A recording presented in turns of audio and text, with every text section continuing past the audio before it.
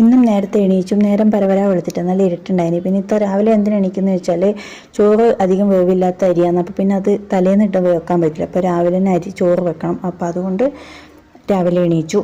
അല്ലെങ്കിലും രാവിലെ എണീച്ചാൽ പണി തീരും, നല്ലൊരു ഇതുണ്ട്. പിന്നെ കാബേജ് ഉണ്ടായിനി, അരിഞ്ഞു വെച്ചത് അടുത്ത് തോരൻ വെക്കാൻ വേണ്ടി അടുപ്പത്തേക്കാക്കി. പിന്നെ അതിന് ശേഷം ഈ സാധനം, ഈ വഴുതനങ്ങ ഇങ്ങനെ സ്ലൈസായി മുറിച്ചിട്ട് അതിൽ മീൻ പൊരിക്കുന്ന പോലെ മുളകെല്ലാം തേച്ചിട്ട് പൊരിച്ചെടുക്കുന്ന ഒരു സാധനം ഞാനൊരു വീഡിയോ കണ്ടതെന്ന്. അപ്പോൾ വൈനിങ് കണ്ടിട്ട് ഞാനത് നോക്കി. പക്ഷേ വലിയ ഓണം ഉണ്ടായിട്ടേ ഞാൻ ആക്കിയതിൻ്റെ മിസ്റ്റേക്കാണെന്ന് അറിയില്ല, എന്നാലും കുഴപ്പമില്ല. പിന്നെ മീൻ ഉണ്ടായിനി, അത് തോരൻ വെച്ചു. മത്തി, കുഞ്ഞു മത്തി, അതെടുത്ത് തോരൻ വെച്ചു. പിന്നെ പാത്രമെല്ലാം കഴുകി വെച്ചേക്കാന്ന് വിചാരിച്ചു. കാരണം പിന്നെ പെട്ടെന്ന് നമുക്ക് പണി തീർത്താൽ നമുക്ക് വെറുതെ ഇരിക്കാൻ കുറേ സമയം കിട്ടുമല്ലോ. അപ്പോൾ പിന്നെ അങ്ങനെ പണിയെല്ലാം വേഗം തീർത്ത്. എനിക്ക് അടുക്കളപ്പണി അത്ര ഇൻട്രസ്റ്റ് ഇല്ലാത്തതുകൊണ്ട് ഞാൻ എങ്ങനെയാണ് ഇതിൻ്റെ ഉള്ളിൽ നിന്ന് വേഗം പണി തീർത്ത് പുറത്ത് കിടക്കുക എന്നുള്ളതാണ് ഞാൻ ആകെ ഉദ്ദേശിക്കുന്നൊരു കാര്യം രാവിലെ എണീച്ച.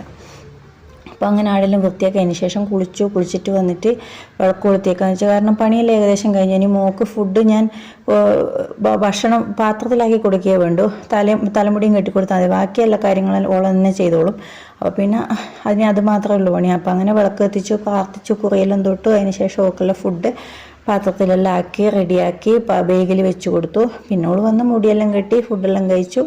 ഓളങ്ങനെ ടാറ്റ പറഞ്ഞിട്ട് പോലായി. അപ്പോൾ ഇന്ന് ഓൾ പോകുന്ന വരിയിലെ വീഡിയോ മാത്രം ഞാൻ എടുത്തിട്ട്, കാരണം എന്ന് വെച്ചാൽ അതിന് ശേഷം പിന്നെ ഇന്നലത്തെ മോട്ടിവേഷൻ പോലെ കടിച്ചു വാരി തുടക്കണം. പിന്നെ അതിൻ്റെ വീഡിയോ ഒന്നും ഞാൻ എടുത്തിട്ടില്ല, എടുത്തിക്കാൻ മറന്നുപോയി. അപ്പോൾ പിന്നെ ഇന്ന് ഇത്രയേ ഉള്ളൂ. Okay, tata, bye, see U.